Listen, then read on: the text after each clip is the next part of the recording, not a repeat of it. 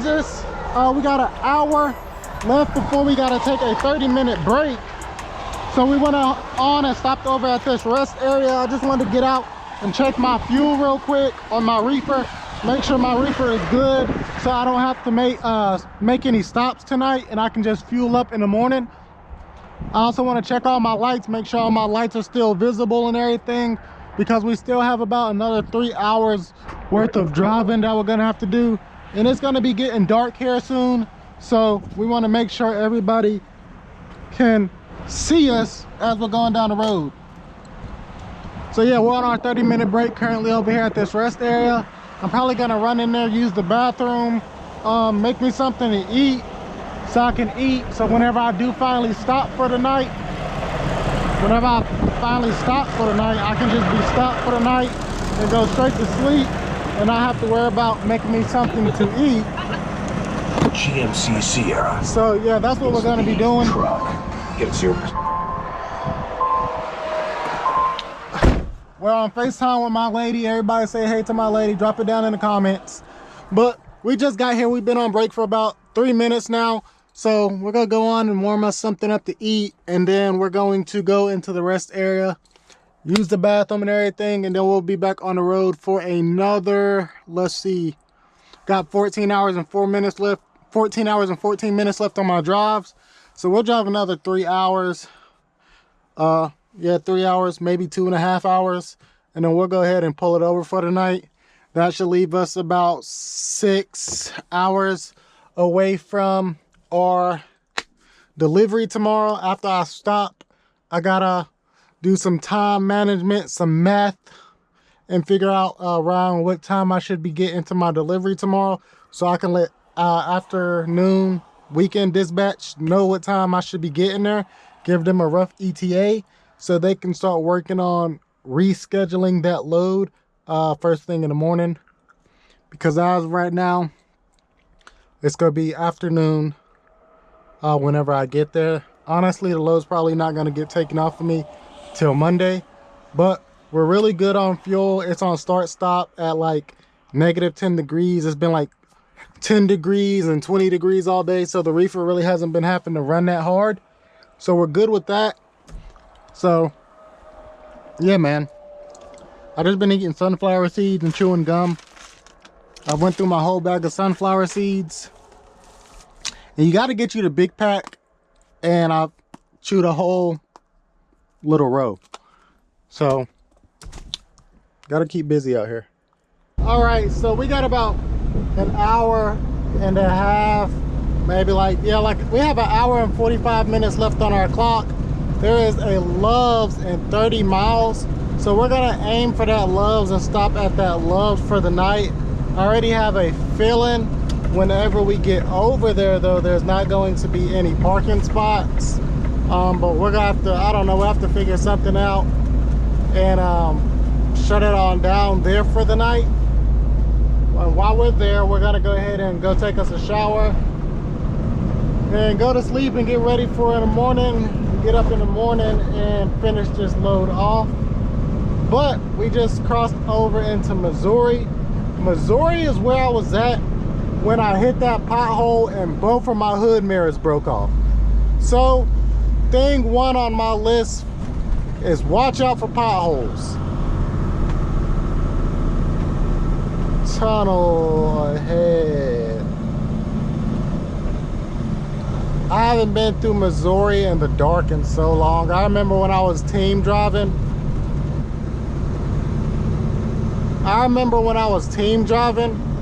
We used to come through here all the time heading over to the West Coast. And that's when I realized the potholes was bad.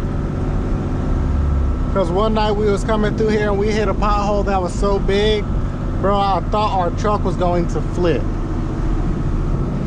Let me see if I can slide over a lane.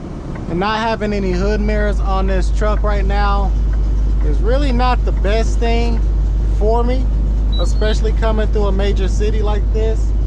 And it's 9:20 at night. So it's already dark and it's the weekend. So people out here traveling, bro. Everybody's coming from the club, in the club, we all fan. I said in the club, we all fan. So yeah, bro, we just gotta be a little bit more cautious, pay a little bit more attention, because we've been on open highway for the last basically all day. So now we're starting to come through little cities, well, not even little cities, big cities. We got to pay a little bit more attention and make sure we're always getting that big picture in and fully understanding that big picture before we start making any lane changes or movements.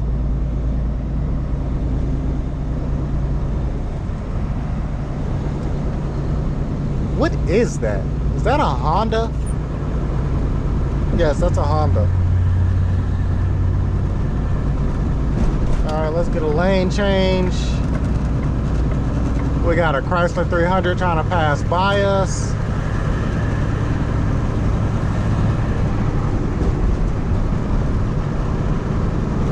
Speed limit's 55. All right, we'll just cruise it right here for now. All right, so we just made it over here to the Loves. I just got done with my pre-trip. So we're gonna go ahead and we're going to go take us a shower. We are in Bates City, Missouri. It is currently 10 p.m. So the showers should be available. So we got us a shower. We're about to go ahead and jump on out of here and go head to the shower. Take us a nice good shower tonight. And then we go come call it a night, man. I turned the heater on in the bunk already. So by the time I get to the truck, it'll still be nice and warm in here. And we don't have to come back to a freezing cold truck.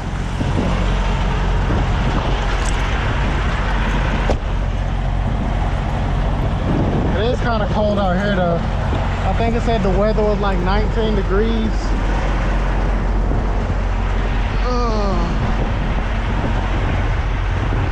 Check this reefer, 3/4 of a tank. That will last us through the night. It's on start and stop. That's ice. So let's go.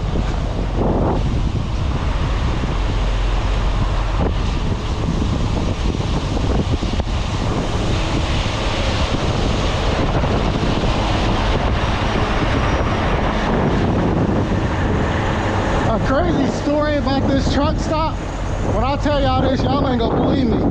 So I had stopped at this truck stop one time before, and when I got here, I was just taking my 30-minute break. I actually was stopped to take a 30-minute break. Then when I got here, I was like, you know, I got plenty of time. I'll just go ahead and take my 10. So I had parked in there, running here into the Chesters, and as I got to the sidewalk over here, a guy comes out and he starts talking to me, and he's like, yo, and I was like, what's up? He's like, hey, follow me over here. So we came to like where this Super Eagle truck is at. He was like, act like we're not talking. So we're sitting here and we're talking or whatever. He was like, yeah, they're racist in there. They won't let me buy no beer because I'm black. They said I'm drunk and all this other stuff. And as he says that, I could just smell the alcohol on his breath. He got an ear leak. Yeah, he got an ear leak. So he gives me like 40 bucks and says, that shit, bro.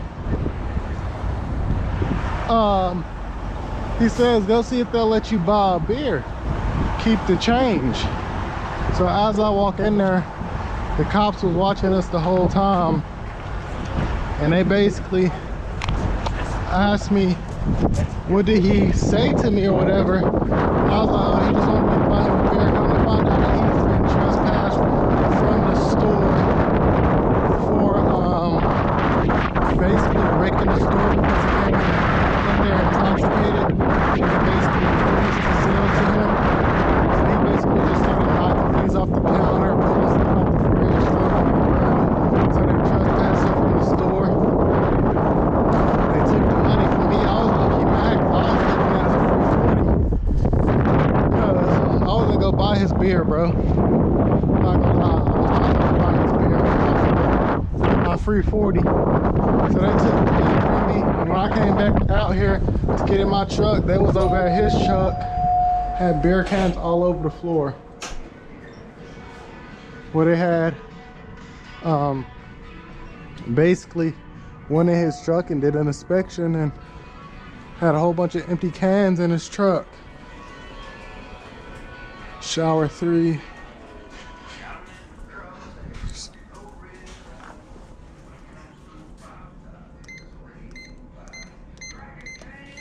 So moral of the story is, don't be out here drinking for one. For two, don't be obsessively drinking, because they'll give you an inspection at any time for any reason. You hear me? So we about to jump in the shower, and just like we always do, just like that, we're done.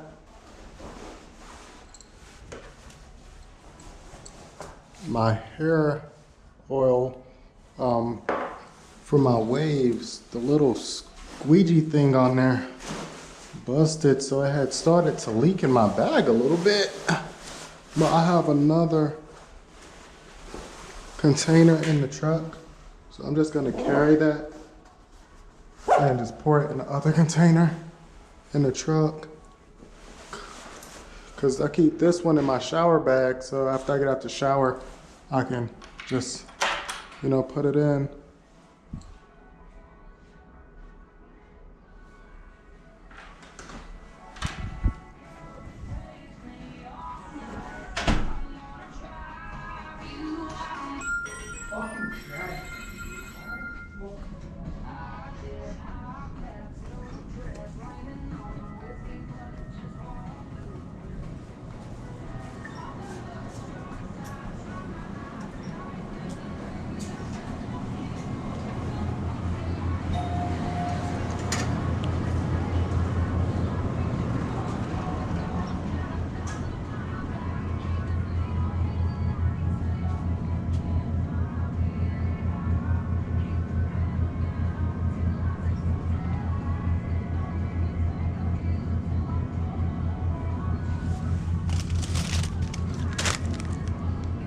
Garlic parm.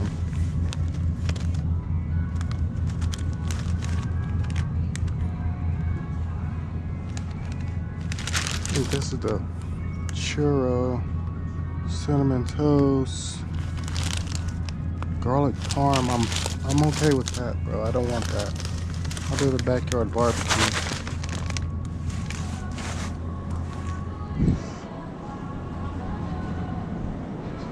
Head down there.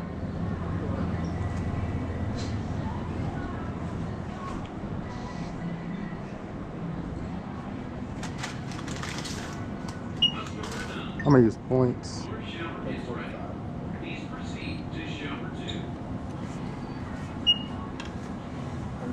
All right, bet. Thank you.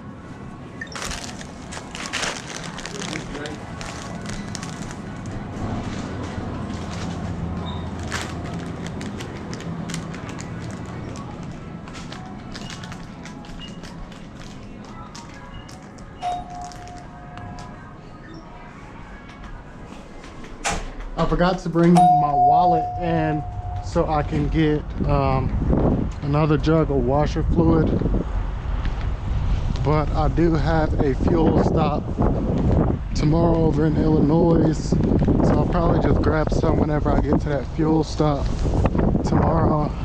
Is that a Ferrari on the back of that truck?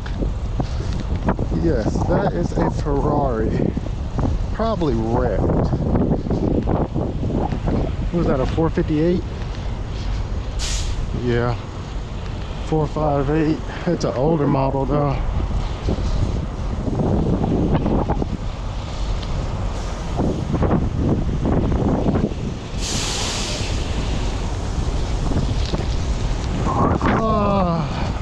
It's cold out here, my boy. It is cold out here. Yeah, I told you it's probably wrecked. But yeah, it's a 458. It's still probably worth about 100,000, if not more.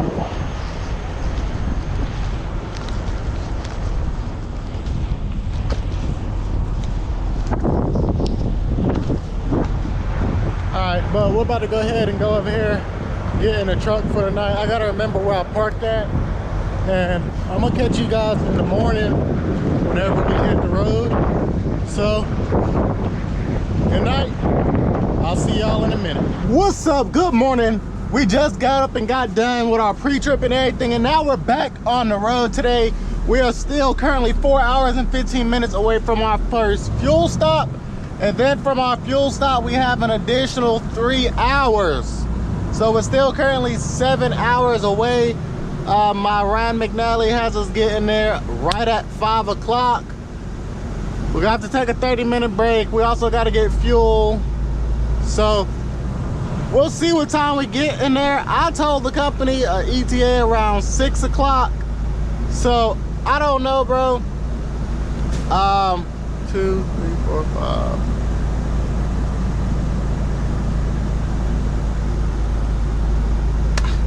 Well, we'll just have to wait and see after we get over here to our fuel stop around 2 o'clock. I can send them an updated ETA of exactly which time I'm gonna be getting there. But I have a feeling either way, it doesn't matter what time we get there today, that this load is gonna be rescheduled for tomorrow because today is Sunday and that's kind of late unless the place is 24/7. It is currently 12 degrees out here today. So my reefer really didn't do too much working last night. As you guys can see, there's a lot of exhaust fumes coming from under the truck because it's cold out here and the engine is still warming up. So we about to get on down this road today. I'm gonna tap in with you guys whenever we make it over here to our fuel stop in Illinois, Mount Vernon, Illinois. So I'll tap in with you guys here in a couple hours. I warmed me up a burrito this morning, so we're about to have that for breakfast. And then, yeah, get on down this road as much as we can. I need to get back onto the highway, so I need to go to the left. I don't know why I swung that wide. It's kind of pointless.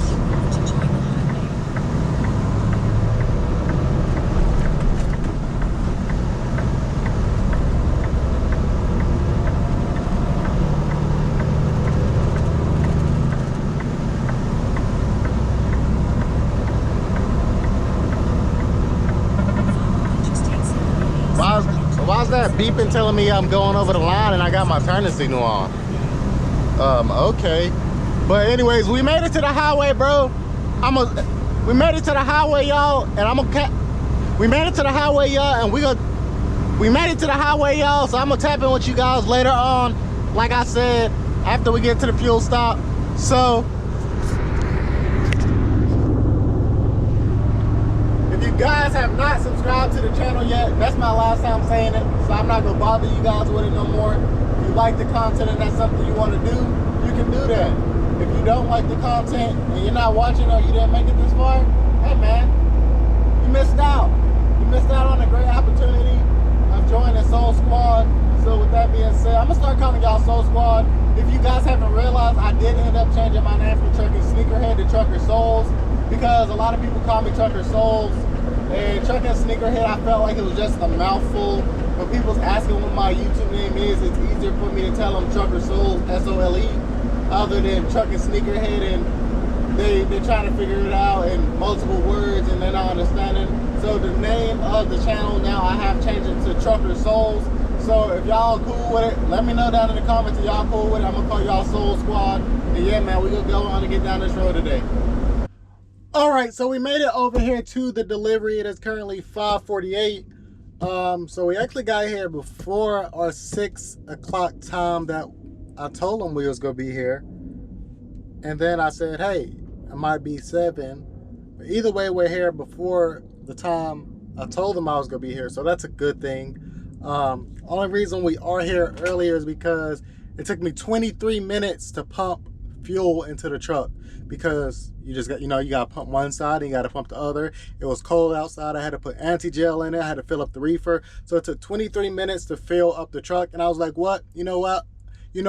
I might as well just stay on duty for another 7-8 minutes and be here for 30 minutes and completed my 30-minute break on duty. So that's what I did. So cut 30 minutes out. So I got here earlier, but they're not here. They're closed. Yeah, they closed. They've been closed actually, because I got online and I Googled it. Yeah, they were closed at 5 o'clock, but somehow nobody knew that. Because I sent a message early this last night for them to reschedule, and they suck over here at rescheduling. I honestly don't think they reach out to reschedule things. I've never had a reschedule to be successful. But we here. We're about to chill. And they open up at 7 in the morning, Google said. So I'll be up at 6:45 to go on in there and try to check in and get this stuff off of my trailer, because I have another load I have to go pick up. So I'm gonna tap in with you guys in the morning. All right, so it's currently the next day. It is like 1 o'clock in the afternoon, and let's see what we got here. Let's see.